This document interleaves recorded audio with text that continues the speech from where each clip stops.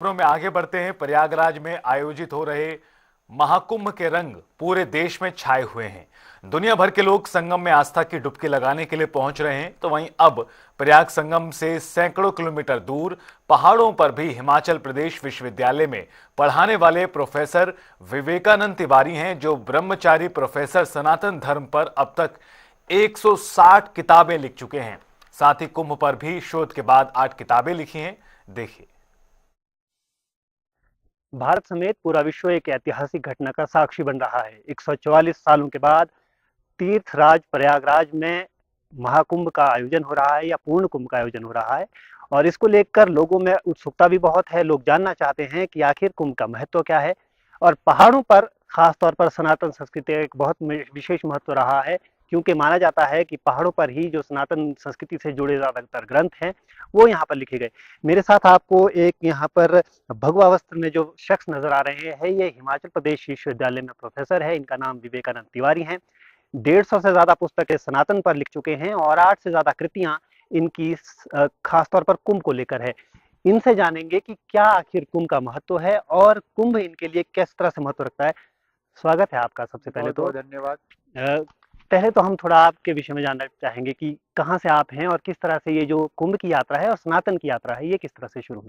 जी, मैं बनारस से हूँ और यहाँ पिछले 2 साल से यहाँ अम्बेडकर चेयर पर चेयरपर्सन के रूप में कार्यरत हूँ और अपना संपूर्ण जीवन ही सनातन के लिए मैं समर्पित कर कर साहित्य के माध्यम से सनातन को कैसे पुष्ट किया जा सकता है, इस कार्य में मैं लगातार लगा हुआ।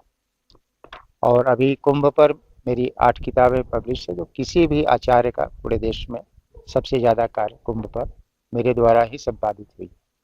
150 से ज्यादा पुस्तकें आप सनातन पर लिख चुके हैं और इसमें मुख्यतः जो 8 पुस्तकें हैं वो कुंभ के। आजकल कुंभ चल रहा है और कुंभ का महत्व क्या है और इसको लेकर कुछ भ्रांतियां भी है लोगों में। किस तरह से देखते हैं आप पूरी चीजों को। विश्व का विशालतम और वैज्ञानिक महापर्व के रूप में कुंभ की ख्याति स्वयं सिद्ध है। यूनेस्को ने भी इसे विश्व का सबसे बड़ा जो है मेला क्षेत्र के रूप में अपनी स्वीकृति प्रदान की। कुंभ का उद्देश्य सामूहिक चिंतन था। ऋषि, महर्षि, राजा और आम जनता एक समय विशेष पर समाज की समस्या, राष्ट्र की समस्या, प्रकृति की समस्या पर सामूहिक चिंतन करते थे और उस चिंतन से जो निष्कर्ष निकलता था, उससे समाज, राष्ट्र, प्रकृति लाभान्वित होती थी।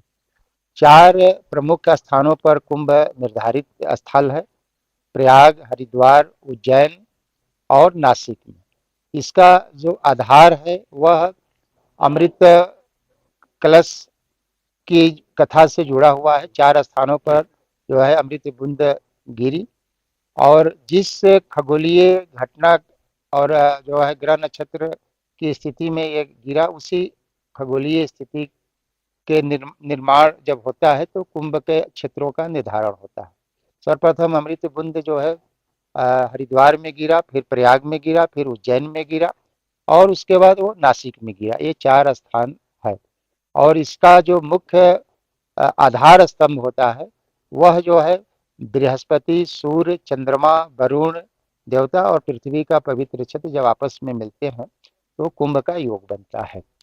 कुंभ जो है 12 वर्ष पर कुंभ का आयोजन होता है। 6 वर्ष पर अर्धकुंभ का आयोजन होता है। अर्धकुंभ भी केवल हरिद्वार और प्रयाग में ही आयोजित होता है।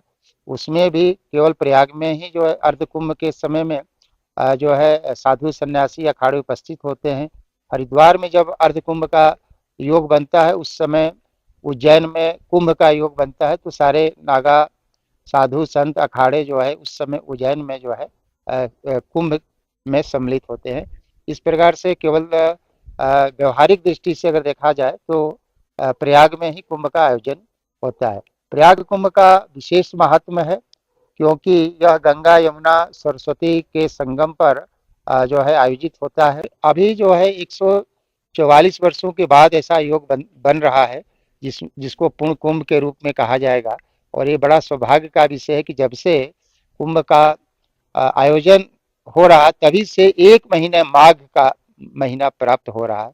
यह दुर्लभतम जो है संयोग बनता है।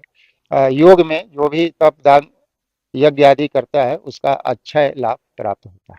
जी, आखिरी सवाल है आपसे, तो थोड़ा सा प्रिसाइज़ली बताएँ कि जो आपकी किताबें हैं ख़ास तौर पर कुंभ को लेकर, उसमें क्या बताने की कोशिश आपने किया है?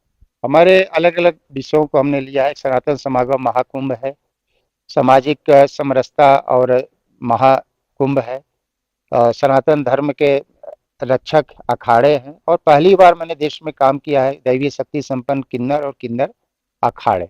तो यह कुंभ जो है सामाजिक समरसता का भी बहुत बड़ा संदेश देता है, और ये सामाजिक समरसता अगर देखना हो किसी को तो वो कुंभ के आयोजन में अवश्य जाए। बहुत-बहुत धन्यवाद हमसे बातचीत करने जी, के लिए। आपका भी धन्यवाद। तो आपने विवेकानंद तिवारी जी को सुना, जो प्रोफ़ेसर हैं और खुद ब्रह्मचारी हैं और भगवा वस्त्र में यही संदेश दे रहे हैं कि भारतीय संस्कृति केवल विश्व उत्थान और विश्व कल्याण की कामना करती है, और यही जो संदेश है वो पूर्ण कुंभ भी दे रहा है। रॉबिन शर्मा, जनता टीवी, शिमला।